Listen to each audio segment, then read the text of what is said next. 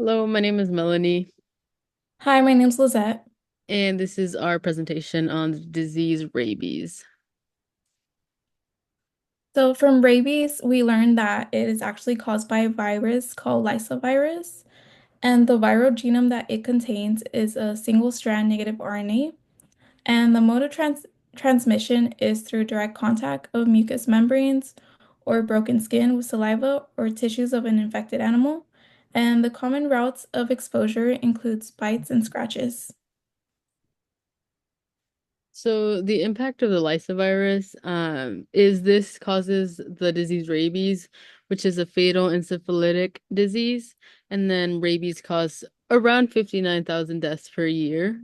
This disease primarily affects the central nervous system and can lead to severe brain disease and even death if medical care is not received at the proper time. So some of the initial symptoms of rabies is at the beginning, it's headache, fever, fatigue, and then tingling at the site of the exposure or where the person was bitten. And then the secondary symptoms is excessive salivation, light sensitivity, hydrophobia, hallucinations, insomnia, and aggression. Um, the distribution of lysovirus in the US, more than 90% of reported cases of rabies in animals occur in wildlife. Like bats, raccoons, skunks, and foxes are the animals found with rabies in the US. And then people who travel to different countries are more likely to encounter an animal with rabies, as well as people who work with animals like vets, animal control, wildlife researchers are more likely to be near animals with rabies. Now, to talk about prevention methods, one of the most important ways to prevent rabies is by vaccinating your pets, especially dogs and cats. This protects them and you from getting infected if they come into contact with an infected animal. Another key step is to stay away from wild animals, especially if they seem unusually friendly or aggressive. Bats, raccoons, foxes, and other wild animals can carry the rabies virus even if they don't look sick. Lastly, raising public awareness also helps with prevention. The World Health Organization, or WHO, works globally to eliminate rabies by supporting mass dog vaccination campaigns, improving access to vaccines, and raising awareness in high-risk areas. Another prevention method is through the use of vaccines.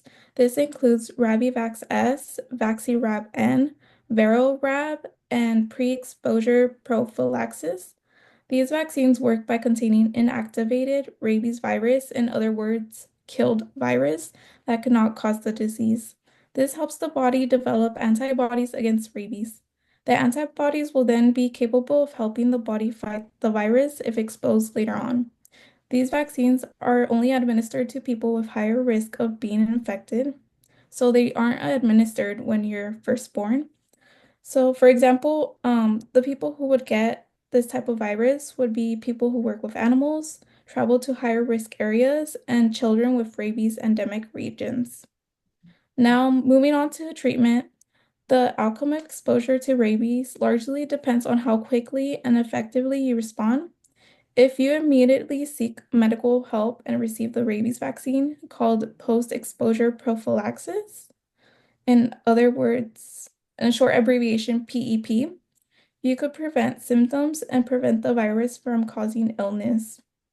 The difference between this vaccine and the ones mentioned before is that this vaccine provides immediate antibodies. On the other hand, if you do not seek medical treatment and receive the PEP vaccine after exposure, you will likely develop symptoms of rabies. Once symptoms appear, it means the virus has reached your central nervous system, leading to severe neurological damage and almost always results in death. Unfortunately, there is currently no effective treatment once the symptoms have begun.